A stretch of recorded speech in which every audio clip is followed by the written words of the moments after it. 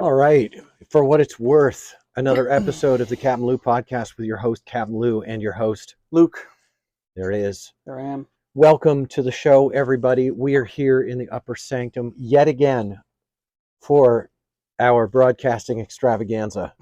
Soiree. Hold on to your hats, Yeah. seats Seats. Keep your hands and feet in the vehicle. at all times. Yes. Manténganse alejado de las puertas. So here we are, and we've listened to more of the bunt. I listened to a whole episode. I didn't. I told Luke he had to listen to it. He listened to the whole thing. I did. I was busy. I was very busy today, so I wound up listening to part of it. 15 minutes? I had such a belly laugh. Dude, what happened when? In the beginning, like just the first 2 minutes of the bunt. Oh, yeah. That is imitable. Like we should imitate it. We should craft. Only if it's absolutely clear that we are mocking. Also, the entirety of the broadcast, there is a lo-fi beat. Oh, behind the entire thing. Behind yes, it the entire time. This is where we've been blowing it. Yeah, we should just have like a Waylon Jennings instrumental behind us. Honestly, I'm down. You know what? Maybe they have it right. I don't know, dude. I don't know which way is up now. Dude, Waylon. You know what I mean? Like just the essential Waylon Jennings playing at a very low level. I'm sure that there's a reason why we'd get totally copyright something. Waylon would get it. At this point, it doesn't make a difference. We've been listening to it because I have a fascination with the bunt. Yes. The guy would say like not to pick on the bunt, and then he would just go ahead and pick on the bunt. Yeah, right. I think that the bunt are big boys. I think that they've got their deal taken care of, and they can handle themselves just fine. And I don't have a lot to say. It was their sports predictions mostly. Which just so everybody understands, I didn't know this. They do like entire episodes about sports. They do. Like draft picks for the NFL and like they do. Talking about other stuff, sport related. But they're a skateboarding podcast. That they are. Allegedly, yes. They are. They said they're number one skateboarding podcast in all of skateboarding-tendom. Yeah, but that's not what they meant. This is what they said. No, it's absolutely what they meant. It confuses me because we are a skateboarding podcast, but we're completely open about the fact that we talk about skateboarding like 40% of the time. Yes. You know what I mean? Like we're gospel sneaks. That's what we are. Gotcha. We're bait and switch gospel sneaks. That's right. You thought it was a television show about a family that makes duck calls. Yeah. Oh yeah. Gotcha. Well, listen to us pray before every meal. Yeah, that's right. That's so funny. It's like meeting a nice friend at a restaurant, and then it turns out they've got like a name tag on. Multi-level marketing. Yeah, right. Yeah, a friend you haven't seen in a while, and you meet up with them for like dinner or something, and then suddenly they're asking you about like selling Avon or something. Yeah. Yeah, I like it. Self-proclaimed though. I like it. We're gospel sneaks.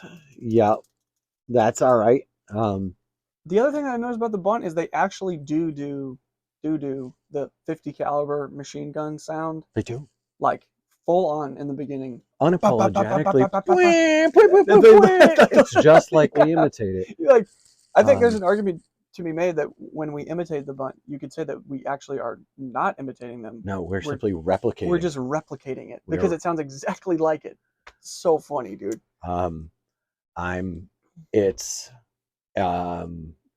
think that it's easy to punch up, you know? Well, like punching up at the bunt is are we punching up? Is that technically? Well, you know, we've said things before. I just feel like if I were the ghost, for example. Yeah.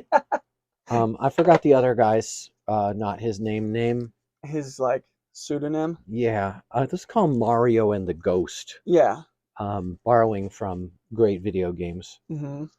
One is, of course, Super Mario Brothers, and the other one is Pac-Man. Yeah, absolutely. I'm glad which sounds like the intro to the bunt.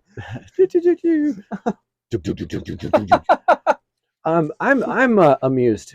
I think that the bunt is absolutely a keeper, and I will keep trying to listen to the bunt It's interesting to see with our last episode, we discussed just the fact that Luis Mora, who is a YouTuber, talking about YouTube, we talked about Google, we talk about these things a lot, because these, in skateboarding, these are actually the things that are happening, unless you want to talk about the latest Deadpool, for which famous Thrasher personality is going to die of an overdose next. Well, you know, we'll hit that too. I don't like it. Hey, do you know something interesting I heard? Maybe you'll know more about this. I heard that Dustin Dollin got kicked off of Vans, or is no longer riding for Vans. Is it Dustin Dollin? Yeah, it is Dustin Dolan.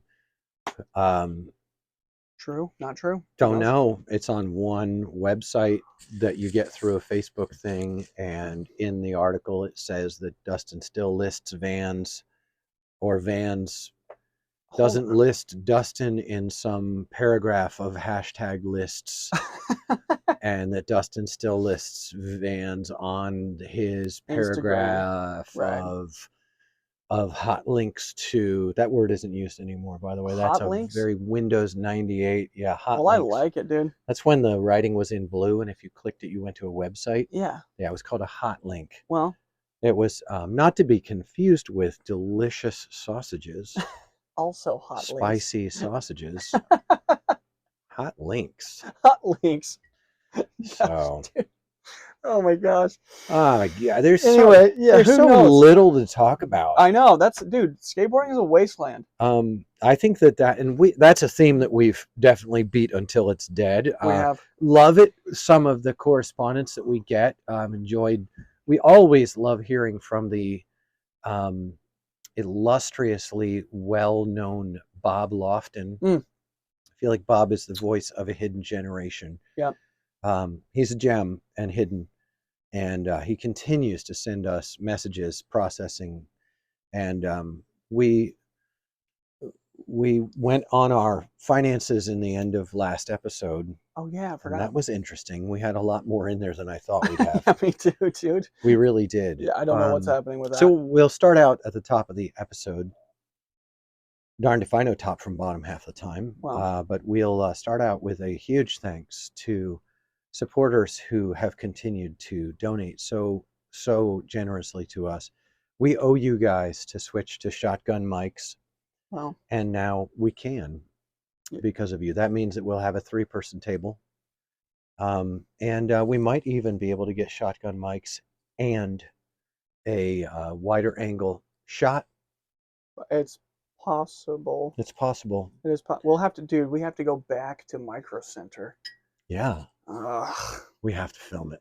Dude, they're so disempowered over there, bro. I really enjoyed our last stop too. Yeah, we were annoying the shit out of those guys. For those of you who aren't from the Cincinnati area, the bygone era of Radio Shack has been replaced with sad institutions like Best Buy, where I know it's just not happening. Mm-hmm. And when you get some of the there's guy Camelot 331 on YouTube who he gets correspondence straight from employees from these big corporations, and he blows up the inside story about their sales tactics and goals. Sure. And Best Buy is just nuts what it's doing to their workers. Is it dark? Retail is dark. Yeah. Anyway, but Micro Center is our Cincinnati mega store. That's like where the pros go for all things sound and computer. It feels like it feels like a Menards. It really does. It feels like a Menards, except it's for computer stuff. Yes, that is what it feels like. Or more specialized than Menards, but it's similar. Yeah. And if I wanted to buy a gaming computer that's specially made for, that, I would go to Micro Center and they would help me to build the thing. Yes. So I'm very happy that we went there and we had a great time, and we went to Chick-fil-A afterward. Oh, and I forgot. It was so good. And but you say that we annoyed them. I think we did. Well, some of them were annoyed. Others had kind of jumped the shark on the apathy and were enjoying our presence. You know what I mean? I think that we may have, no matter what we were setting out to do. Yes. which was just get answers to questions, Yes. knowing that the first 2 answers are going to be incorrect. Yes. We're just trying to give these guys parameters on what we're doing here. Yeah. I don't think that they're the people that the podcasters go to. I They don't are. no, somehow I feel, but doesn't it feel like other people just like have the knowledge like just inside of their head somehow without all of that? You know what I mean? Doesn't it feel that way to you sometimes? It feels that way to me sometimes. Where's my guy Corey Romiser? I don't know, dude. I got to follow up with him because Corey hit me up and said that he knows some podcasters and they've got a lot of old gear Mm-hmm. and lots of it's still pretty darn good, Sure. and that we might be able to get cheap old gear. Yeah. The only problem I have with getting any gear Mm-hmm. is that, like, well, congratulations, you got 3 shotgun mics Yeah. and a mixer, but it's got the wrong cable for the Yes. thing Yeah. of the thing of the thing. Yeah. Or you got 3 shotgun mics and a mixer. Now you need like a laptop. Yes. And probably you couldn't use a Chromebook. You should be able to. Really? Yeah, 'Cause Chromebooks are designed for that. I'm get a Chromebook? The Yeah. little tiny cheap ones? I don't know that they're that cheap. Those things are actually pretty beefy. It Um, depends on the model, but well, I know that I'm getting a Chromebook for my work. okay. It's a cheap junk one. I mean, it's Well, like a $450 Chromebook. Okay, yeah, no, that's not going to be great. Right. But it's better than nothing. There's a possibility that a gaming laptop Yes. might find its way to becoming mine. That will also be much better. If that happens, then we will have what we need to do a podcast. Yeah, really, in my heart of hearts, what I wish is that we just had like $4,000 and you just went to Micro Center and you said, this is what we're trying to do. And I'd like somewhere between medium and really great gear. Yes. And they would Just be like, stock okay, standard quality. yes, Right. and they would you would just take a cart and they'd be like, okay, here's a computer, here's mics, here's a mixer, here's the way that it's going to connect, here's an SD, like a solid state, 10 terabyte hard drive, like here's all this stuff, and then you just like set it up, and you spend way more money but way less heartache than like, oh yeah, I got this piece of used gear and now it has to connect to this thing that doesn't work, and then this thing, and then we had to hardwire it all, and like it's a nightmare. You know what? Because I like your face. For you, heartache. Yeah, heartache. You know what? For you, heartache. That's right. I know. I mean, it's been. Do you remember when we started doing this and we were trying to upload video to Podbean? Oh, I remember. And we subscribed to at least 2 subscriptions that were supposed to take MOV files. They should call all of them. It's easy. You just convert the file. Hell, dude, it was hell. File conversion is a scam. And I will tell you this. And I knew it before we started. That's what really got me. I know. Is I knew it before we started. I know. I was like, none of this is going to work. But I shut myself up and I just let it roll out. And the first one didn't work. So we tried another. By the time we were on the hook for like $40 a month. I bet they're still billing you. No, dude, no. I think my wife would know. She goes through our stuff. That's good. Yeah. You got to, because they did keep billing you. No, they did, and then we stopped it. They did. We canceled it, and they kept billing. And check this out. One of them, you try to cancel, and it would just like refresh the page. And I had to email them and say, you have got to stop because this is ridiculous. And they finally stopped. All that being said, we got more money than we think, and we have an extra $100 in our PayPal, I think.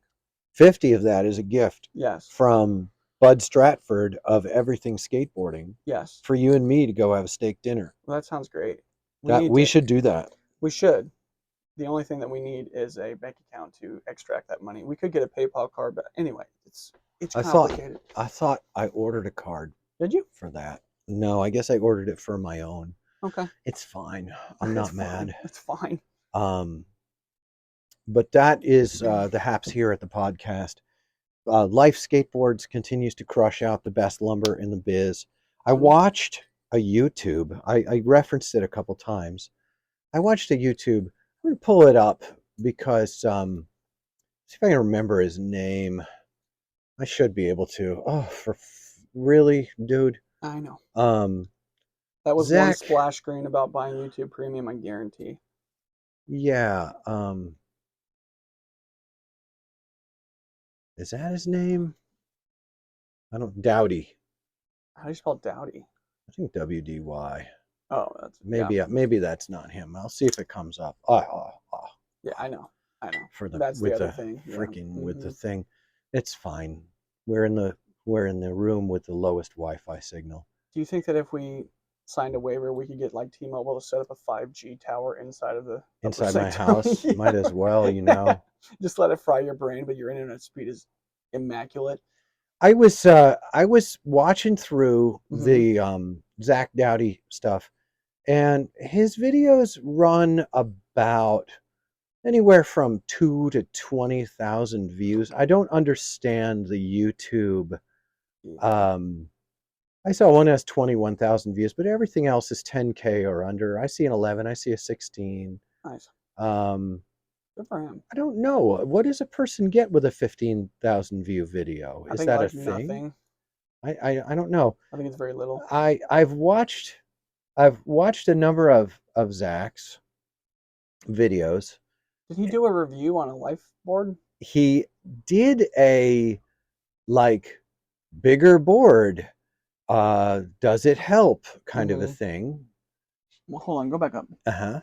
That's 195. Oh yeah, that's a lot. Skaters take over the city's job.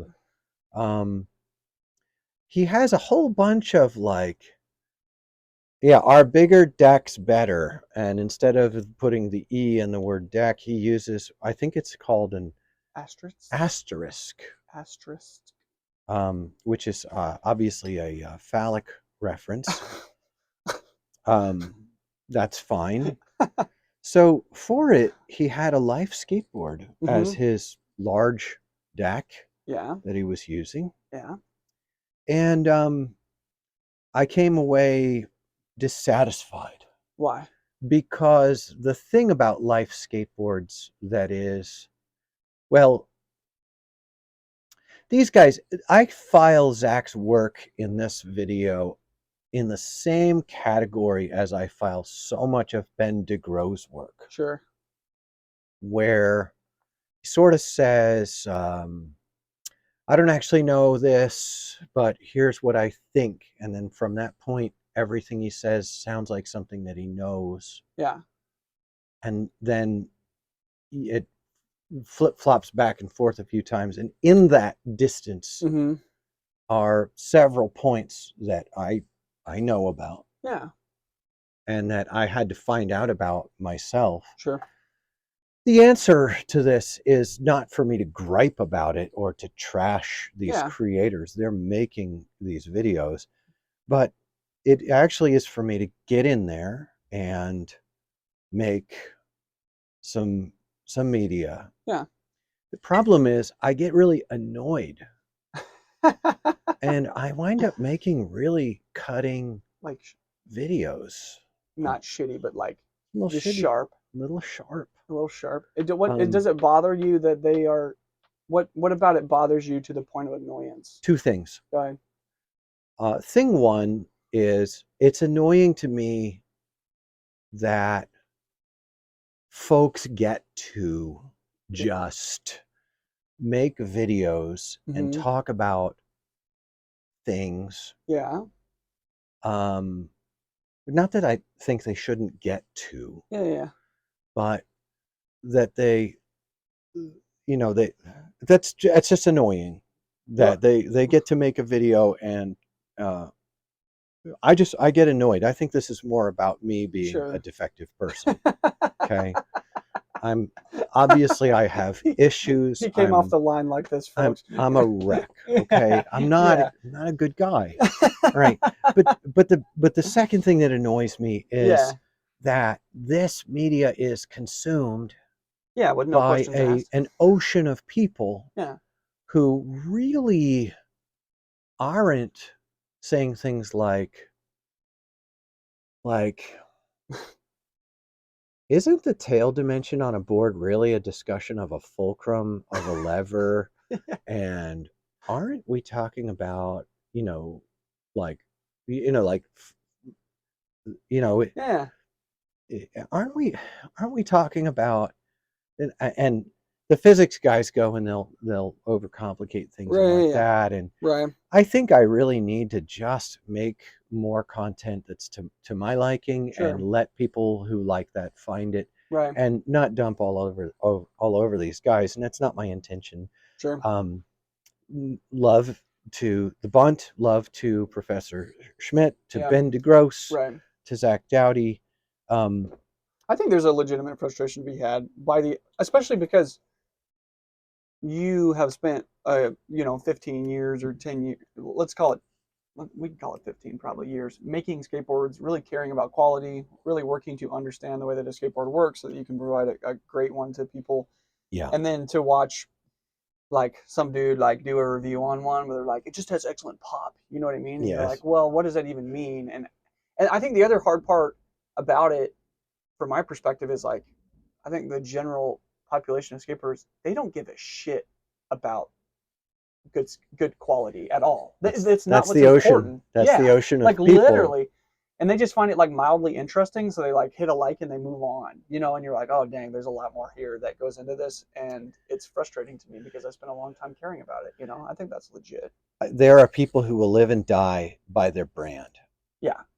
And the reason that they will live and die by a brand is because some guy I know. skateboards to their liking. Yes.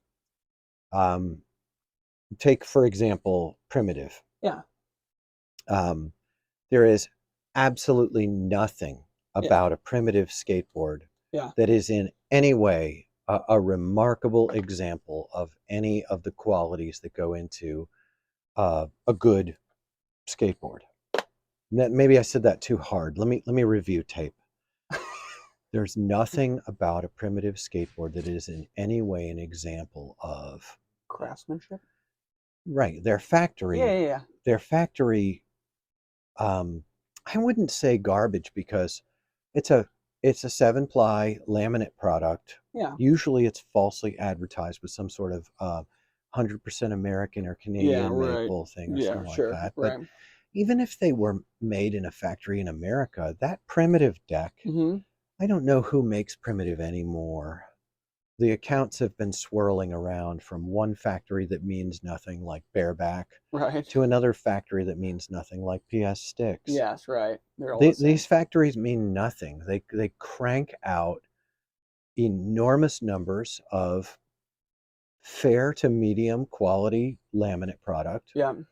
They may come out with some dimension or something like that, or a shape. Sure. For example, one shape that's taking over the nation is the egg-shaped skateboard. Yeah, it's a fun shape. Because having a whole bunch of room in the center of the board where your feet never are, and having less room at the tail where your feet always are, is it's a thing that people are loving. Yeah. And it's certainly not a performance issue. Sure.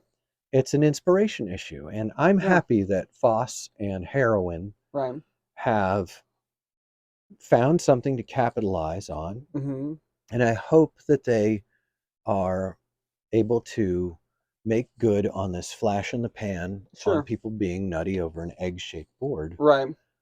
Because sure as shooting, I got about 1.5 to 2 years of that. And folks are going to be on to, the next thing. Yeah, sure.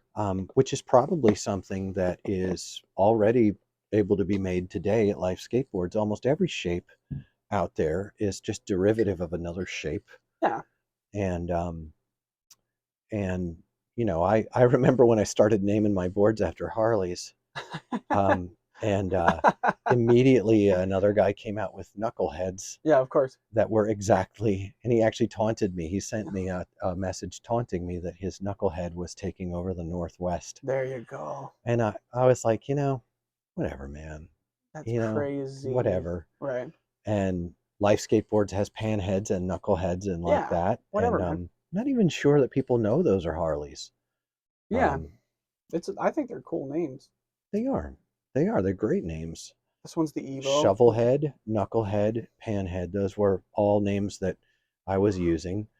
And I never got a C and D. Yeah, I bet if you used like Evo or like... That would be a terrible name for a skateboard deck. You think so? Yes. I kind of like it. Or like, what about like... The names that end with head. Yeah, those are cool. Yeah, but I wouldn't name a skateboard an Ironhead because those were AMF bikes. They were the dark years of Harley Davidson. The dark years. I just feel like I was thinking about this last night, or no, you and Sam were like messaging back and forth on a thread that I was on, and it was about that Huff deck. It was shaped like a lighter.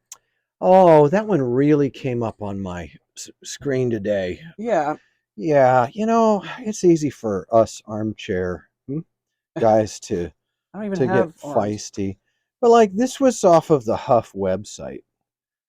So Huff came up with a deck. It's available at huffworldwide.com. You can have this deck. Shaped like a lighter. It's shaped Oh, you have it like pulled up. a lighter, and it has a marijuana leaf motif on it. And Huff is for Huff and Puff. Yeah, Huff. yeah. Also the coughing and the cotton mouth. Yes, right, yeah. Right.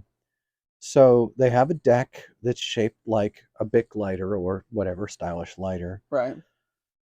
And you're going to have that on these big jobs of being skateboarders and doing skateboarding stuff. But as we go through the Alzheimer's Huff Alzheimer's Bodega deck, that lowbrow bodega life, you get a close up. You get a close up of the plies, and I like our viewers to see this close up. You get a close up of the plies, and the heat transfer where it's been cut off the plies, like just razor scraped. Yeah. The heat transfer didn't even make it onto the face ply with consistency. That's a far-flung workshop in a factory in some foreign land, and that's what they're putting out now. Out from my workshop, you say, "Well, Lou, you're full of it." Well, first of all, true. You got me. Lou, you're a hypocrite. Well, the second, good point. All right, in many ways. In many ways. You can't kill a dead man, folks. I believe in righteousness that I have failed to live. Yes. But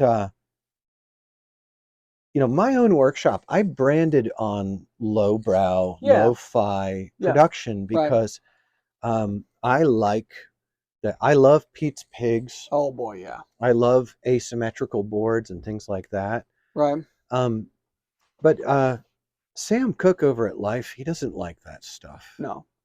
And I even see the sanding on this. It's got a big sharp spot. It's hard to sand things like that. It is very hard to sand those. And this one is not actually a very good quality board, and I don't think it matters. I don't think so either. That's what matters. I was thinking about that because, okay, if you were to give me, like, if Sam came to me today and said, "Hey, I hit the lottery. I don't want to do the skateboarding thing anymore. You can have Life skateboards," and I said, "Okay" to it, and I did. Oh yeah. Here's my thought process. I'd take the finish down a notch. I'd take it down a notch because that's too high. No, I don't think that skateboarders care. I think that like 5 to 2% of the skateboarding population cares about the quality of the wood. The thing is, when I started, I started pushing quality of service, yes, and authenticity of production, yes, and that quality of service was the quality of the deck backed by a willingness of the maker to suffer if it didn't turn out right. Yes. And I don't know if anyone remembers the Matt Bell debacle of 2017. That was crazy.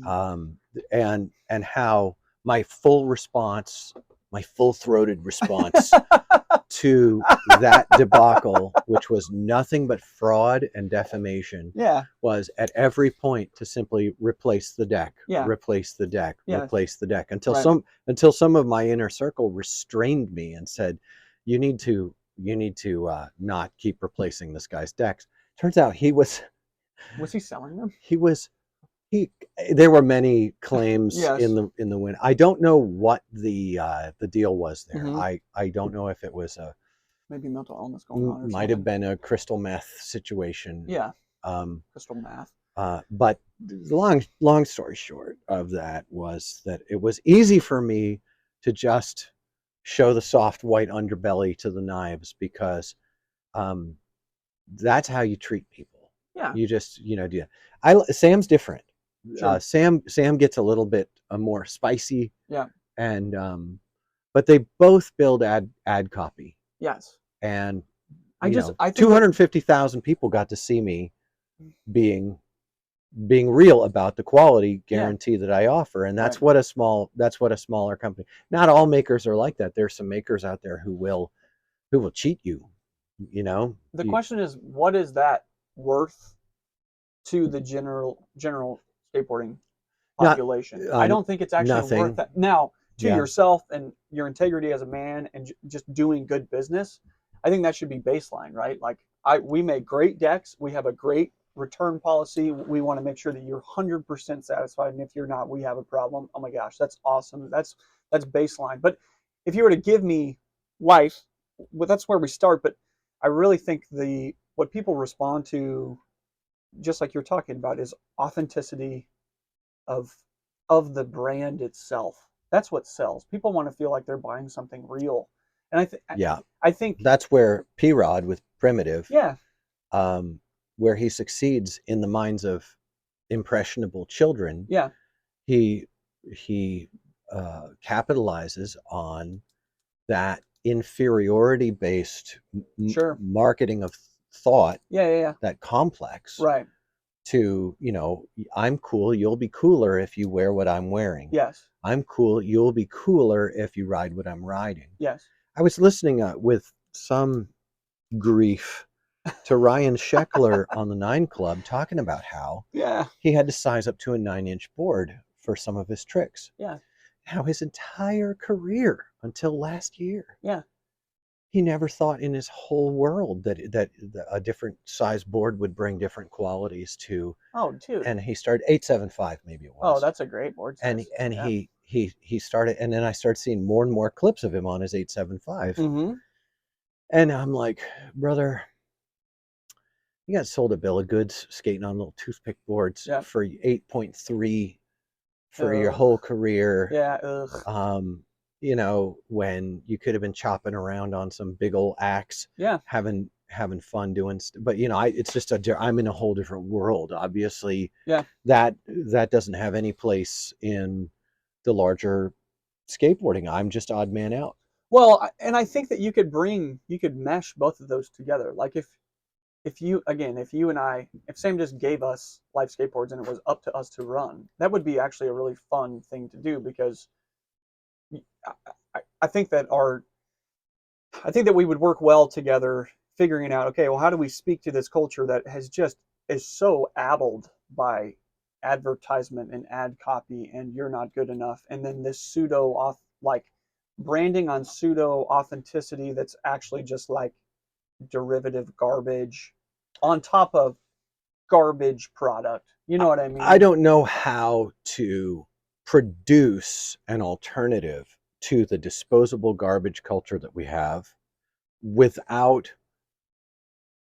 endangering the very tender legacies of the big names in skateboarding, who still hold the power to destroy people in the society of skateboarding, because the whole community of skateboarders vastly are held in thrall to a model of society that's based on almost nothing but, look what I can do, I'm better than you. Yes. Buy what I sell you. Do what I tell you.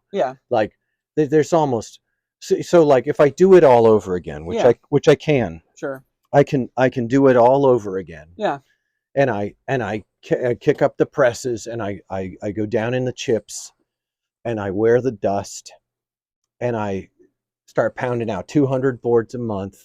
Yeah. Say they're sold. 50 of them a month will sell without any problem. Yeah. 200 will take marketing. In order to market that, I'm going to have to speak about the superiority of this process in regard to authenticity of origin. Right. The first thing they did was they said I was not a skateboarder. Yes. After that, they began taking some of the gnarliest illegal shots. Right. defamation level. Right. Defamation level. Yeah. And then after that, Right. they started in with the, let's make sure that he never feels safe in public. Let's make sure that he doesn't feel safe at home. Right. His family. Let's threaten murder. Yeah. Let's surround. Yeah. Let's gang up. Let's Yeah. push down the riders. Yeah. So I've been through this. Yeah. And and if I've been through this, what I found out during that was a lot of people had been through similar at the hands of skateboarding. Right. That is so held in thrall. You mean the family that we're all a part of? Yes, that wonderful family of tolerant, rugged individuals Yeah, who right. they don't brook blind conformity. No, never At all. Right. Yeah. This is my art form, bro. You know, right. Yeah. Right. We're artists. Right. And you know, so if I had it all to do over again, I haven't found a single thing that I can do differently outside of, I probably won't use the C word as many times as I did back then, which was really, 5. 5 times. In each time. I don't even think it was 5. Glorious. Also, yes. I did. I remarked publicly that Cincinnati has a case of the C words. Yeah. I meant well, it. I intended it. Yeah. I intended it in the way that the Australians use it, right. Which is a like more friendly. It's a more affectionate right. way of, but it's terrible, and I did it, and it was wrong. You're kind of being a. And I wouldn't do that again. I blew it.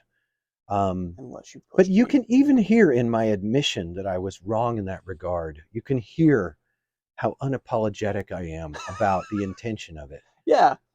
I really think that what is ridiculous ought to be ridiculed. Yeah.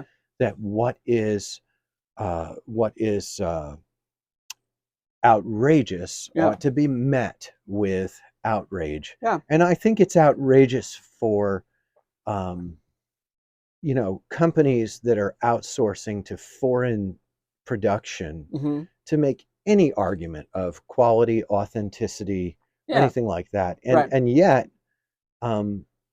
skateboarding has made darlings of these wolf-toothed corporate conglomerators. Yeah. They've made darlings out of them. They stick a lab coat on them and treat them like they're the papa. Yeah. And I know that that's like, oh, don't say that. Well, this is my show. I can say what I want. I don't know how to express these things in a way that reflects well enough on the behavior of these other people, because the behavior itself is, I don't think it's really excusable. No. I don't think it is. Well, but excuses will not only be made. Yeah. Threats will be made. Yeah, I think that like if you and I were to do that again, I think just I wouldn't change anything that you did. I would just double down. Like I see triple down. Yeah, more brutal honesty. And I would also advocate that we like go out and skate 3 times a week, and once a month, 1 week in a month, we're gonna go on like a 2-day skate trip out, and let's just That's what I did. Be with people and do more probably YouTube videos where we're out skateboarding, because people love that crap. I did the Savannah route 5 times a winter. Yeah. Back and forth. I did it five times a year. I also think it would be cool to put out a line of boards that kind of meets the mainstream halfway, that people can dip their toes into. I tried that. And actually be totally honest about I tried to produce a popsicle line in conjunction with another maker. Okay. I tried that. And here's what I found working with other makers. In fact, I tried it with 2 different makers. Yeah. And I found that the makers are also skateboarders to the core. Right. And being skateboarders, at the point at which it's time to divvy up the process product balance. Right. That a 90-10 split wasn't even good enough for them. They wanted 100% of everything. Right. You know. Right. If the maker pressed and cut the board to raw. Yeah. And I did the graphic application and the finish. Yeah. A 50-50 split wasn't enough with me doing all the marketing. Yes. All the marketing. Yes. I found that waiting. That was not just with one other maker. That was with, I was stunned I was stunned. I had another guy come to me and he wanted to do a disruptive brand Sure. because he also was tired of the bully status quo of our area. Yeah. And he wanted to do a disruptive brand in conjunction with me. Sure. And I was willing to foot the bill for him to get factory boards. Okay. That fell apart. I said, meet me at 10:30. It's too early, bro. XYZ day. Yeah, right. And sure enough, Nothing. not there. And this was everywhere all the time. Yeah. Nobody was going to follow through, and nobody was willing to pay a cost in order to reap a benefit. Sure. You were young at the time. I was. I offered you a deal. Yeah. It was a good deal. Yeah. It was less than 3 hours of work a week. Sure. That would have yielded $200 a week's worth of work or something like that. I can't remember. It was 3 pressings 3 times a week. Yeah, it was 15 boards a pop. Yeah. And a guy wouldn't get up at, not you, Yeah, but yeah. like I saw that consistently. I had a guy, he wanted to be a screen printer. He wanted to learn the craft of screen printing, and I had set up all the screen printing. Yeah. And I was like, bro, pioneer of work. And at the minute that it was time to screen print, the guy just curled up wrinkled his nose at it. And I was like, no. this feels like responsible work. You know, I saw a lot of that go on, and I'm like, well, you know, it really caused me to be very careful how I grew. Sure. I had people who wanted 200 boards, and Zoomies was like interested in contact with wow, me. That's cool. To put a line of boards locally into our Zoomies stores. Yeah, sure. And in order to do that, I would have had to shell out about 15 grand in business insurance. Sure. Which makes 5 sense. to 15, depending on the policy I could land. Yeah. That's all I would have had to do. Yeah. But the thing is that once Zoomies is buying 200 units, yeah, you just make for Zoomies. And so I said, yeah. nope, I'm gonna make 200 units a month. Yeah. You know, of my hard labor. Yeah. Not to be resold at price B by Zoomies, but I'm going to sell directly to people. Yeah. And be shipping out. Absolutely. I had a crate deal contact me. Okay. And then provide insufficient weight on the shipping for every label. Bro. And I said, I'm not going to mail out insufficient weight on labels. There was another aspect of it that fell through, and they tried to go after me, but they'd already burned enough people. Of course. That folks got together and were like, yeah, you're not going to burn Lou Ross. You know, like, yeah, sure. I really appreciate it. That was one time when people pulled together to keep things legit. Yeah. And you know, I had a business guy sit down with me and kind of look at skateboarding. Mm-hmm. And he said, this is a wasteland. Oh, it is. It's a business wasteland. This is a ridiculous business. You have all of these hard goods. Yeah. They're wrong priced. Yeah. You have all of these retailers. They don't have any idea what they're doing. Yeah. It's nothing but lost money everywhere you look in skateboarding, because people who are involved in skateboarding business are it's always been my dreamers. Yes. Right. And man, I'll tell you, running any retail store or running any brand is not a dream. It's hard work. Absolutely. And if you add death threats, menace, and defamation to it, it's impossible. Well, that's why it's illegal to do that. Yeah, right. Absolutely. Yeah. So I mean, the one difference that I can see now. But if we did it, we'd have to triple down and quadruple down, and we'd have to steal Skate the Best, F the Rest from Indy, right? Because that would be us now. Yes. Right. That's Life Skateboards now. Yes. And I mean, the other thing I think to consider is that your kind of core, and I don't mean that like, oh, we're core skateboarders, but your core of skateboarders in general, a lot of them are getting older, and a lot of them have jobs, and they have the disposable income, and they're beginning to care about adult things. So I think that the people that you were marketing to, that I see it, that that amount of people is larger than it was when you were doing it, which would probably make a difference. And the other thing, and I think we discussed this kind of when we first started podcasting, is that if you were to do something like that, or even a podcast like this, you are the only way forward is to triple and quadruple down, and in doing so, you're going to either like exhaust yourself and stop, or change the entire culture. or at least a That was portion of it. You know what I that was the mean? work I saw needed to happen Mm-hmm. when I was working Midwest Blue Collar and Yeah. Fickle Boards. Right. You know, Midwest Blue Collar was going to be a lot bigger than Fickle Boards. Yeah. Um, I saw, oh, okay, well, I'm going to have to promote a kind of skateboarding that actually already exists Yeah. and bring some water to the roots Mm-hmm. on. I think people call it soul skateboarding. You know, Soul boarding. people who are just like trying to have fun with their board. They have no pro aspirations, and they're tired of hero worship, and they really rather get behind something that's more authentic, like life skateboards. Sure. um, People doing hard work, producing a product of value and a relationship of value Yeah. to the skateboarder. Casper and Sam Right. embody this Yeah. at Yeah. Yeah. great personal cost. Right. And it's so funny because not funny at all. The you know, you look at this and it's so much cooler. Mm-hmm. It's so much cooler than 99% of what's on the wall. It's even cooler than Powell. Yeah. Sure. It's way cooler than Powell, and Powell has been pretty darn good over the years. It's even cooler than what you call it, Madrid. Sure. Um, Although Madrid is real Pretty cool. grassrootsy, Yeah. Yeah. Yeah. Sure. you know. Um, but you know, you get someone like a Zach Dowdy who gets a hold of a life skateboard, and then he'll talk about it, and he'll say nothing Yeah. for 7 minutes long. He'll say nothing. He doesn't understand that in his hands he's holding a piece of skateboarding history, you know, and he's telling you that, wow, the bigger board, you know, has more control and like that. Right.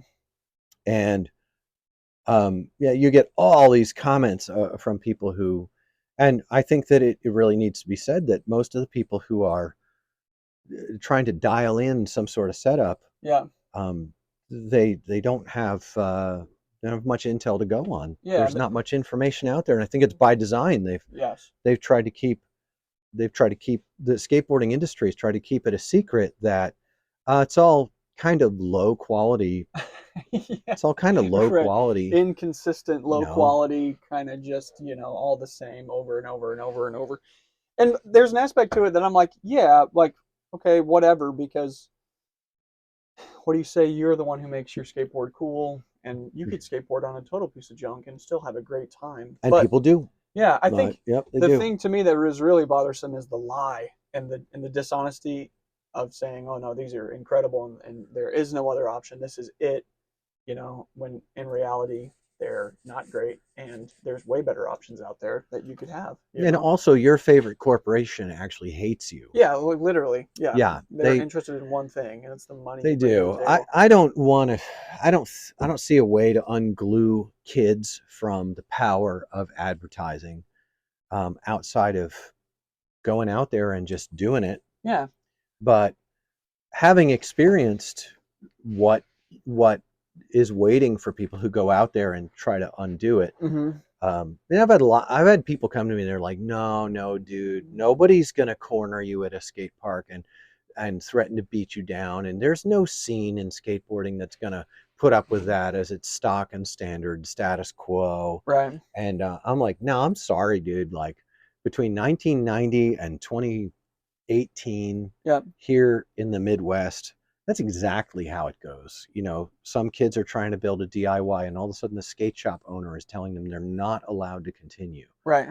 And everyone feels that threat. Mm-hmm. I'm annoyed by that. I Yeah, find that's that legit. annoying, and I find it annoying that, like, you get a Mike V, and he'll declare that all his boards are made in the USA. Mm-hmm. And then he'll quietly 1 month later, 2 months later, return to what was not that. Right. Right. And I thought that was a good example of a time when Mike V tries to co-opt the kind of populist uprising of board making. Sure. And he had to join together with one of the most crooked dealers in skateboard making for that too. Beautiful. I don't know how badly burned Mike got in that thing, but wow. Try again. maybe. You know, two of the most crooked dealers. It's like, of course you're going to pick the two.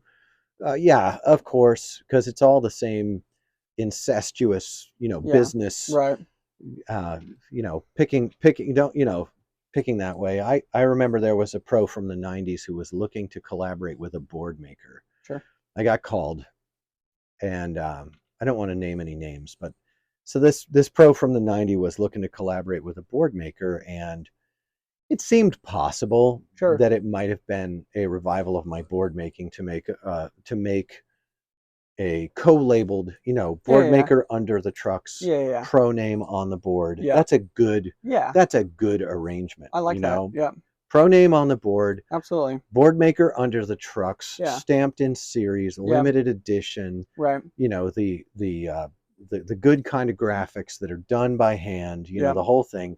And it didn't go very far. I don't think that I'm a person that, but I said, well, this pro, their 90s career was really, really baked in the weed and pills and party culture and like that. Sure. And my board making aspirations are accompanied with the desire to do a cultural contribution, and it was maybe a little bit of hackles rise about that sort of thing. And I'm happy to lose business on those terms. Sure. I don't think I did, though. I think that, I had another pro who did some guest modeling with me, and very unique small series guest model, 10 or 20 boards.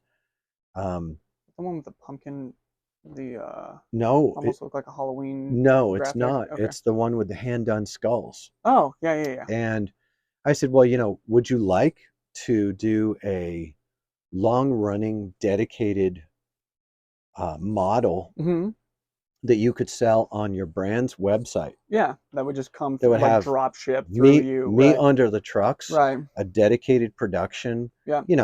50 boards a month available to you, drop shipped out, Yeah. and sell them for $80. Yeah. And the pro responded to me, nope, $45 a board is what I want my boards to sell for. Whoa. And I think it's got its place. I mean, obviously that they're not interested in making money from the decks. It's not a business. Sure. It's a legacy. Right. And I said, well, my work doesn't go out the door for anything under $80. Yeah. And I would be losing, half of that to you. Yeah. Oh, for at sure. this point. Yeah. Right.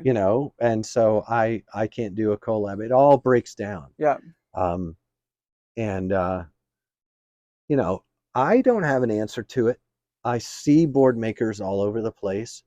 And one of my answers to it is to have a podcast and do yakety yaks on how, so far I haven't succeeded in doing much more than gripe like a curmudgeon about the vapid, vacuous, mainstream inferiority soak that is going on. I guess if we have any claim to fame, it would be of being hypercritical of mainstream skateboarding's advertising and economic model as being ridiculous. Yeah. Like, it's ridiculous. No, absolutely. You all work for Google. You all work for Google. Like, it all goes back to Google. Everybody is just slaving away for Google. Do you think that like big time YouTubers get like 1099 at the end of the year? They're like actual subcontractors for. I don't know how the independently employed content creator files, but a 1099 sounds like it's what an eBay seller that's what does. Yeah. It's what a eBay does it. Facebook Marketplace is going to start soon. Sending you a tax document. They do. They'll send you a tax document which if is you honestly sell something. Nice because is it? It is. I can't even. I mean, pretty soon the cops are going to show up to your yard sale. Yeah, like, hey man, right? Yeah, that's a little bit ridiculous. When I watch, the famous TikTok of the girl who's like, she's like, wait a second. So if I have $10 and she says, if I have $1, and then I spend that dollar. Do you know that one? No. Oh, she goes through this whole thing, and she's wrapping her head around The federal tax law. how many times a dollar is taxed Sure. by the time it finally dies. I don't know. Yeah, right.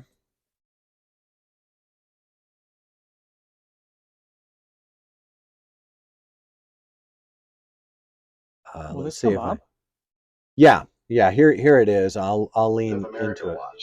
No, I seriously think about this every single day, and I'm sorry if I sound stupid.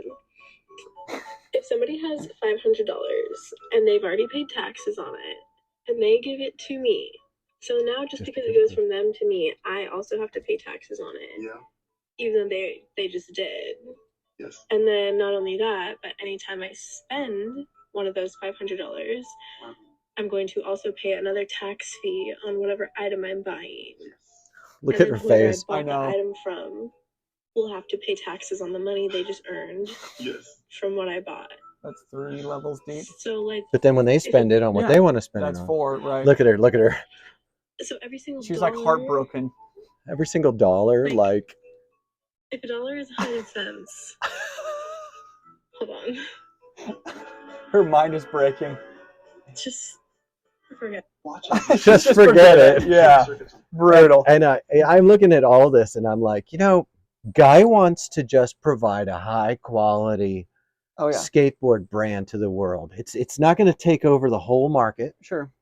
Guy just wants to make a couple of hundred boards a month for people who want great quality decks. Yeah. So he has like a Life skateboards. Mm-hmm. And the guy runs into resistance from skate shops. Yeah. Who are loyal to the lower margin, high volume garbage. Yeah. Guy gets correspondence from skate shops complaining the decks are too high quality, they last too long, and the shapes are too cool, and that people want a specific shape, so they're going to buy it direct. Yeah. Right? Right. Skate shops get breaks, they get volume breaks, none of it's good enough. Yeah. So the guy goes, he advertises his stuff as better. Yeah. Guy gets death threats and gets shut down, blacklisted, 86th from like everywhere. Guy gets told he can't come to the Halloween jam. His team can come, but he can't come because he's always talking shit, right? Right. Because he's advertising that he's onto something really good. Yeah. Christian Svitak comes out with 1031, and he's selling decks that are supposedly, right? Supposedly, yeah. They're pressed in the Milwaukee Beer City. Okay. Right? Yeah. Guy gets on the phone with Mike Beer, talks to Mike Beer, and Mike Beer lets it drop that Beer City doesn't press anything. What? They're a brand that buys from the Milwaukee Plywood Company that makes the decks there in Milwaukee. Okay. And so Beer City is just a brand subsidiary that sells it's like Bareback and Generator. Right. Oh, I'm on Generator wood. That's deluxe wood. Right. That's the old saying. Mm-hmm. And it's like, first of all, Generator doesn't make wood. Beer City doesn't make wood. Right. They're just the wood is made by right. Bareback. Bareback is a wage slavery factory operating across the border so that they can afford to underpay for a product that ought to be worth $100 a deck. Right. In any economy. Yeah. It already was $100 a deck in Germany and Czech Republic and England, already was 70 pounds a deck. Mm-hmm. Right. But in America, we all want our decks for $45. We've got pros who won't sell a deck for anything but $45 because they don't want to become uncool. Yeah, there it is. Right. This is disgusting. This is just disgusting to me. So you got this going on. Now everyone's working for Red Bull and for Google. Yeah. And you get these guys that come out with these really, really solid original operations that are true to skateboarding. Yeah. And Thrasher's not going to write an article about them. Jenkem doesn't give a wag of the tail about them. None of this media that says it's about skateboarding. No, they care about Red Bull money and Monster money. And Nike money, yeah. And Nike money. A guy is supposed to stay sweet. I know. That's why I think the only way that a life skateboards really thrives is to work so hard and to continue to double down for so long that you actually shift an entire portion of the culture, starting like in your city and then branching out through things like podcast, YouTube, Instagram, and just hitting it like full on for like 5 years. And it's like such a huge ask. So a guy has a job. Yeah. A guy is a guy, a normal job guy. I'm a normal job guy. I'm a normal job guy. Yeah. And I'm looking down both barrels. Yeah. These things are called unemployment sticks. Yeah, they really are, dude. You know, I'm looking down both barrels of, oh yeah, well that's what happened with Midwest Blue Collar was when I created content, lo-fi, long form content that people would like listen to in their car. Right, like a podcast. These horrible, rambling garbage videos I did. Right. And, you know, I'd be showing them how to screen print something and I'd start talking about the big ideas of life. Yeah, right. And like, wait a second, you want us to just do this all for free. Why? Because it was not always my dream. It was my dream to work with my hands, provide something of value, and be remunerated for that value so my family could live and I could keep doing it. And the overall aspiration of a board maker lands somewhere around 60 grand a year. Yeah. This is not a business. The guy's going to be locked in his laboratory, wearing the dust, in the chips, making 300-400 boards a month if the content goes out, which is a whole other full-time job. Yeah, no, literally.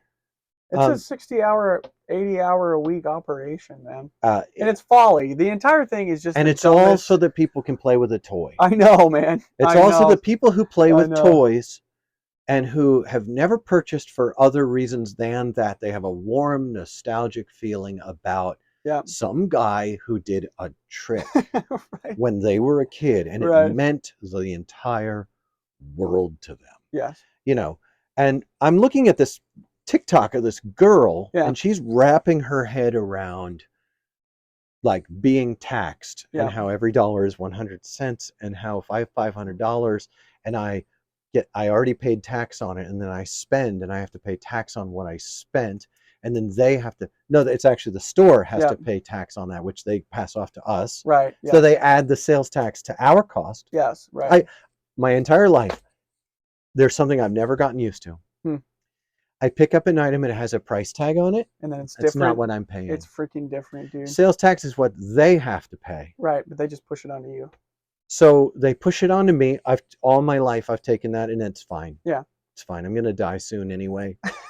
I'm only visiting this planet. Right. So I pay this. I pay the taxes on what I make, 35, 40, 50% I pay on everything. They give me a number. They say it's what I earn. Yeah. But then I get about half of it. Yeah. Then I spend some of what's left over, and the budget's gone. You paying 20% of what you make on where you live is over. It's now 60% of what you make you spend on where you live, and then you cobble together groceries and but definitely don't need medicine because and if you can't afford the grand in health insurance, you're going to have to pay $200, $700, $500 a month in health insurance. Do you still get fined by the federal government for not having health insurance? Yes. Okay. If you don't have health insurance, it's a $2,000 tax at the end of the year, right? I think so. Well, I'm 80% it's sure. punitive. Yes. It's punitive, right? So now you've got this whole thing going. This dear girl's trying to wrap her head around it. Well, I'm trying to wrap my head around. So skateboarding, when I was a kid, I was on one side of the counter. You're stoked. You got $60. $60 in 1987. Yeah, dang, dude. That's a lot of money. That's a lot of money. And I'm going to spend that $60 on a new hippie stick, or the Vision hippie stick with the tri-tail, something sick, right? Or or the Nautiscopus with no nose, or I'm going to get the Chris Miller Schmidt stick in a 1988, 9-ish, right? With a little tiny point of a nose, but kicked up, just so you can break an ankle on an ollie. Can't wait. It was fun, and I did do that, but But so you're doing that, and you think, okay, I work. I was a carpenter helper when I was a kid, and Yeah. I worked, and I made money, and I spent it on skateboard decks, and I found out that a lot of them are crap. Yeah. That Vision was crap. It was made by Paul Schmidt back then. Sure. This Schmidt Sticks was crap. It was punky. It was junky. It cracked. It delaminated. It warped. It was garbage, right? Garbage. And I stuck with Santa Cruz. Turns out it was pressed in Milwaukee by the same people who press Beer City, which doesn't press them. Because that makes sense. I'm on it. I got it. And so I had that end of it, and then I go through all these years just valuing good quality wood. Shut came out, Yeah. and I got some hand-me-down Shut boards, and they were like tanks. They had a squarer cut and bevel to them. Yeah. They were a little bit thicker. They were entirely the kind of wood I wanted to ride. Yeah. Entirely. Yeah. And Sean Sheffy was lofting those heavy boards over every single thing. Oh, I'm sure. You couldn't deny it didn't matter that they were thicker, they were tougher. Sheffy was lofting them over everything and landing on them, all of Sean Sheffy's weight. There was no way you could argue to me that lighter boards were better because the Vision wood, which was lighter, was cracking left and right. So they did a pivot on us, and they popularized focusing your board. Oh, And heck yeah. like little drones, like little drone ants, we all just followed it. I didn't. Sure. I stacked up the boards that I could trust and made it through. And years go by, and I'm seeing that the quality is just gone. Those boards don't exist, so I create it. And not exactly out of whole cloth, but with some help from some friends, I start to press out these tanks. Yeah. People start to love the tanks, and it turns out they're not heavier. It turns out they weren't tanks. They were they wound up being really good decks. And then it's so easy to piss off the status quo. They have Jake Phelps, they had all this ability to destroy reputations and things like that. I have had pro skaters from San Francisco corner me in a bar for like an hour and a half, just talking about how hard it is to live in the skate world in San Francisco. Yeah. Because of the drugs and because of the absolute defamation that anyone who steps out of line gets crushed. Their reputation gets attacked, and they get crushed. People, you know how much we love Andy Roy as a human being. Yeah, oh, absolutely. People like Andy Roy will turn their venom on those people, and you would think there's no way that that destroys lives. Yeah. It shouldn't be done. And its end is dying on a couch. It gets done, and we hope nobody dies. Yeah, on a couch. I don't want that for anybody. Yep, that's what I mean, man. I mean, the entire thing is folly. It's littered. It's littered with dead friends. Yeah, literally the entire way. It is, and I remember when they first started to say this guy's a shit talker, and I remember thinking, the ones who are really moving volume on that aren't. It's the shit talkers. It's the shovelers that they attack. Yeah. Not the talkers. Yeah.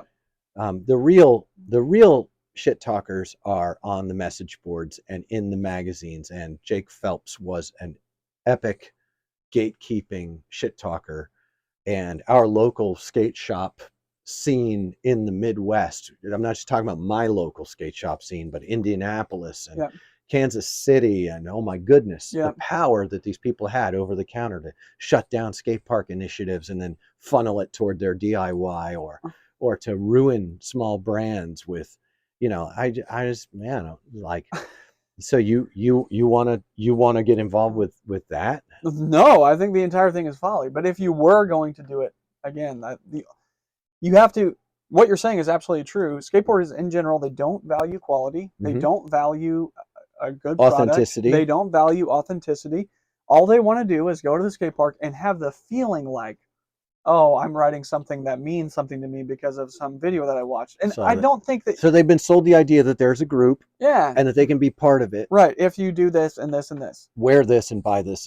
And, And hold this line. And what I just wonder, like, it's an interesting thought experiment to say, okay, well, if you were going to go down that road with so many potholes and so many blind curves, how would you succeed? How could you actually do it? And again, the only way is to quadruple down 100,000 times for like 5 years, producing an absolutely amazing product and media, and literally change the entire culture of an entire city. You know what I mean? I would start with a campaign, an ad campaign. Yeah. You've been lied to.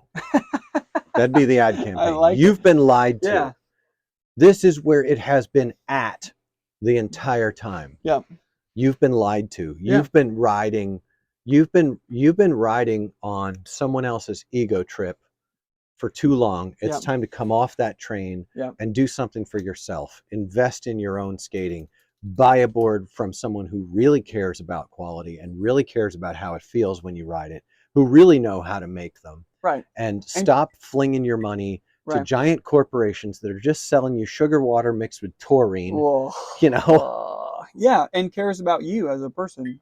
Like really, really cares. And you say, well, Lou, that doesn't seem like you're being very nice to, like, let's talk about like Ryan Sheckler. Yeah, sure. Right. I like him. Yeah, me too. I like him as a human. Or Andy Yeah. Roy. Yeah. I like him. Me too. I like him as a human. Yeah. But they're being used. Sure. They're being used, and they're being paid well for being used. And Right. you know what? Maybe I'm just jealous. Maybe all I ever wanted was to be as rich and famous as they are. Sure. I don't think so, though. I don't think so either. I don't think that bears out in the way I've decided to live my life, which is Mhm. none of your own damn business, right? I have an actual life Yeah. outside of this silly broadcasting and the silly skateboarding stuff and the silly motorcycle stuff that's probably gonna get me killed next year. So you shouldn't listen to me anyway. I'll be so bummed, All my dude. friends are going down on motorcycles. Dude, I hope. Everyone's running over motorcyclists. Yeah. And then the speed bike kids, Oh, you guys need to calm down. dude, Bike Life Cincinnati, you need to just, you know what, guys? Here's a tip. Quit. Stop. just no. Just get rid of it. I- Stop it. I Park your know, bikes dude. and stop. I know, dude. You guys are done. I actually watched a dude, Canceled. not this morning, but the morning before last, tailgating the ever-living crap out of another car, moving like at 60 miles an hour into stop-and-go traffic. Absolutely. And he like weaved with the car in front of another guy, and they had to slam on his brakes. And I just thought to myself, I saw the same thing today. You just Dude. described what I saw on the highway I'm today. like, bro, Speed bike kids. it's like what you can't stop that quick. You can't. No. What are you gonna do? Like You're gonna, yeah. you're gonna die is what you're gonna do. That sucks. Please don't. We Right. care about you. Holy moly, dude. Yep. You know? Yep. And I've got Harley rider friends of mine who are getting run over. And I know a guy who hit a wet patch. Yep. He was solo riding 70 miles an hour in the rain. He hit a Yep. wet patch. It came off. He high-sided. Oh. Yep. He high-sided and he got the head injury and all that stuff. And it's like, I look at it and I'm like, yes, I still ride. Yes, I'm wrenching on a bike right now that I'm putting together. And my heart's broken. Yeah. You know. So don't listen to me. I'll be dead in 2 years anyway. All of this is useless and yelling into the wind. It is. The golden bowl will break. Before the silver cord is Yeah. untied Yeah. and the golden bowl is smashed Yes. and the pitcher is smashed at the well. Yeah. But darned if I know how to go forward without calling out the large scale, like, conspiracy against innocence, Mhm. conspiracy against health, Yeah. conspiracy. I mean, I'm like, someone's like, well, you know, what you're saying doesn't reflect well on, I don't know, anti-hero. Well, it was in the name. Yeah, it's right there. You know, we all watched Breaking Bad. Yeah. But do you want to be Walter White? I've got a Walter White action figure in the Right jar here. right now. You don't want to be Walter White. I'm not going out and buying Yeah. a yellow hazmat suit and wearing a pink mask around I know. with blue gloves. Yeah. You know, no, I was fascinated by Breaking Bad because there's a lot in Walter White that I see in myself. Sure. And I want to suppress that. Yeah. And bring that under control and not be that guy. That Sure. guy is in all of us. Yeah. But that doesn't mean that you should I don't know, like, buy, well, I don't know what is Breaking Bad. Breaking Bad's not selling an energy drink. No, but Breaking Bad is selling a narrative. There's a scene that really like is the culmination. It's the point of apogee in the entire show, in my opinion, where Last season? I think so, or he's telling his wife. Yeah. Because his entire narrative. I did it entire for time to me. her, yeah, he literally says, "I did it for me." I did it That's for the me. reason. Because she's like, "If you tell me I one liked time you it. did it, I I liked liked it." it. I felt powerful. Yes, right. Yeah. It does not lift up the idea that actually the real hero in life is an unsung hero. Yeah. And all of your heroes are, I don't even know if they have clay feet. I think they have poison, acid, mercury, drink this feet, you know? You know what would probably be good for us is to, like, once a month go out and skate and produce 5 minutes of footage, a 5-minute YouTube video once a month that we could put up, because it would probably really cleanse the palate. It would cleanse the palate. Cleanse the Because palate. everything that we just said being said, and all of it, in my opinion, being true, man, when I go and ride my skateboard, I have a great time. Yes. Especially when we go together, especially when I go with a bud. Yes. Oh my goodness, it is so much fun. It is. And it's worth doing. It is. As long as it's in its right place inside my life, I really, really enjoy it, you know? Well, painful knees and all. I don't know if I have an apology to offer for the bitter content of this present podcast. By the way, are you still numbering them 86? No, but I did misnumber the one last night, but I fixed it before I walked think away. we should just, 86. from here on, we should A, just B, do C. 86 and dash one, dash 1, dash 2. That would be so funny. We accidentally doubled episode 86. Yeah, it was beautiful. It was beautiful because in this part of the country, being 86th is a thing that the skate shop mogul guy would threaten, and people would do whatever they would not do whatever he said not to do. Yeah. They would do whatever he said to do, because being 86th is apparently the nightmare of the Midwesterner, the Midwest skateboarder, to be 86th. And they did it in Indianapolis too, which is ironical because I'm going to a skate park where I was 86th for years. Yeah. I'm going to go up there and they're going to be like, "No, you were never 80th." That was the other thing they'll do. That would never, I had a guy up in Indianapolis he went to a place where I was 86th, and he said, "I want to know why Lou Ross is 86th from this place." And they said he never was. That's not true. And the guy came back to me and he said, "Lou, you've got your head on backward. You were never 86th at all." And I thought, yeah. And I just thanked him and told him, "Wow, that's just great news. I'm so glad." And I just backed away because with friends like this, who needs enemies? Right. You know? Right. Then, you know, of course that just builds in. That's the kind of gaslighting, you know, thing that it's like, man, get out of here, dude. Wow. Yeah. Super gnarly. All of your base would belong to us. But they don't, because in a way it's kind of not worth it. Yeah. You made you great job. You guys made it not worth it for the small board maker to offer their. I think a lot of small board makers are typical skateboarders. They're not people of integrity. They're not like A Life Skateboards. Yeah. You know, and that's going to be the plague of the small board makers, is there's going to be enough flakes and enough bad actors in the bunch to continuously, you know, someone hit me up, two people have hit me up, and I planned it myself independently from the start to start a certification process and create a way to stamp of, you know, like consumer better reports, business approval. Yeah, right. Board for makers. And I you know, the makers movement was that was an aspiration in there, and I realized, well, that's fine until, you know, the wars begin, you know, after you've had to kick out 96% of the makers.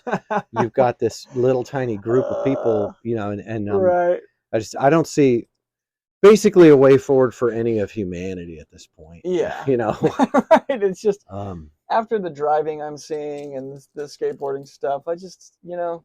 So here's what we're gonna do. This Saturday I'm gonna go skateboarding. What's your time frame on that? I don't know. If you can make a portion of the day, let's let's go there, be there for 2 hours and come home. Oh, but I have a baby and he's little. That's good. That's a good thing. I have a grandbaby. Maybe I won't go because my grandbaby just simply needs to be held in a chair by me. But that'd be fun to go. We should go, and we should take video clips, and we should cobble them together. Well, perhaps then we will be at Q Skate Park this Saturday between some hour and some hour. If you want to meet the CapmLew, Gracious me. dude, could you imagine? Are I we really had- going to get to that point? I had a you guy think? come up and say, "I listened to what you put on the internet," and he was he like fanboying a little bit? he had cerebral palsy. He was in a wheelchair, Dude, and he's like, "I listened to your internet that's stuff." very kind. That's awesome. That's Was it what I told him. encouraging? I was encouraged. That's awesome. I was. I love it. I mean, don't get me wrong. I'm going to keep doing it. Yeah, right. This was a Yeah, and he said, terrible, "Please stop." terrible episode. This was What awful. should we call it? The last one I called Dear Skateboarding. I think that's probably the third one we've made called Dear Skateboarding. No. I look at I call them different things. Last one was Dear You're Skateboarding. actually really good at that. You are the worst. This one we should call Dear Skateboarding. What do you want? The abyss of corporate double speak. That's negative, Lou. That's negative, Mark. Yeah, that's negative, Mark. Gold star to any of our supporters who can tell us what video features the quote, Oh yeah, "That's negative, Mark." that's negative, Mark. We ought to have more trivia. Dude, that would I be know a fun. lot of skate Yes. trivia. I still don't care who Mike and Greg Carroll are. Well, Um, that's fine. I almost got 86 entirely because one day I was like, I don't care who Mike Carroll is. I don't care. I just care that these boards are good and those boards are not, and you should be selling these boards. I don't see what the problem is. Yeah. I can't get a skate shop. Hmm. Skate shops, are they all dying? Dude, there's no way. I want to. Can somebody please email capmlewquestions@gmail.com and tell us how are skate shops even still alive? I don't get it. There's no way they can. I know 3 skate shops around me that stayed in business for years on a hidden economy, my opinion. Yes. I allege Yes. that they existed for years on a hidden economy of weed, pills, meth, Yeah. heroin. Okay. Okay. Not I think surprised. Or do you think just the shoe sales was enough to pay like $3,000 a month in rent? that's funny because one skate shop, which was not in that list of 3, Yeah. definitely made it on Nike. Okay. Definitely made it on Nike. But of course, from their core group, Yes. their core guy, he betrayed them and started started a war with them. They were at Yes. war with everyone when he was with them, Yes. and on and on and on and on. Yeah. It's fine. It's fine. Don't worry about it. It's such a ridiculous. Yeah, it's just like a hall of mirrors. No, it's folly. The whole entire thing. thing is folly. I mean, it's the worst industry to be a part of. It's the worst one to make a podcast. It's just so stupid. You know None of what? it makes any sense. That is a hilarious picture, dude. Picture of my granddaughter. Ah, Oh, she's doing it. yeah, She's being a baby. yeah, I love it. That helped. Yeah, I feel better. I got the Hall of Mirrors. I think Yeah. skateboarding Hall of Mirrors would be Okay. a fine way to do it. We say it at the very end. And here's what you do. Here's a pro tip.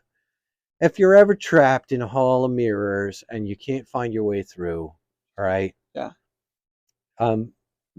You gotta bring a sledgehammer. I'm not talking about a giant one. Yeah, That's just like overkill. Just like Just a 2.5. 2-pound Yeah. mallet. Right. 2-pound mallet sledgehammer. Yeah. And just pop your way right through. Now be careful when you hit them. Yeah. You want to withdraw before Yeah. the glass falls. Yeah. Don't get cut. Maybe some protective gear. Yeah. But if a person is going to do a meaningful and well done skateboard brand in this time, Mm-hmm. that's what they need. Yeah. They need to just start breaking mirrors. Yeah. Don't follow fools who are gonna build their brand and be on some Malibu mansion menace neighbor. Like, here's a tip. When someone behaves like Nigel Houston, when they speak like Nigel Houston, when they are involved in the kind of things that Nigel Houston is involved with, Mm-hmm. do not admire them. Come on. Really? Skateboarding's so sick, dude. Being really good at doing tricks, Yeah. that's not enough for me. Because Yeah. I'm a grown-up. I have dead friends aplenty. And the kind of things that is filled with is the stuff of dead friends. You know, if you promote mixing cough syrup with soda pop and candy, if you promote codeine and pills and things like that, you're done. You're out. I've got too many dead friends. You're grounded. And I feel like there's a good amount of what calls itself skateboarding. I was listening to the Bunt today, and I thought about this because, like, the Bunt is totally down with whatever goes on. They're never going to be conscious of the insane cost that a person like Kate or Scylla will pay. Yeah. Or the kind of cost that an Antoine Dixon did pay. Mm-hmm. I don't understand why Tony Hawk paid Andrew Reynolds during that phase of his life. Should have kicked him off and given him a reason to become a man, to learn with the rest of us that, geez, digging ditches and cleaning toilets is hard. Yeah. I better develop some skills. Right. Yeah, I'll leave you with that. Just pure hate. I'll leave you with that, because that's where it was at today. Yeah, The it's CapmLew fine. podcast. It's it's for what it's worth. And if the silver cord is untied and the golden bowl is broken and the pitcher is shattered at the well, At the spring. yeah, And the wheel is broken into the well. Yeah, if that happens between now and our next broadcast, I'm probably sorry.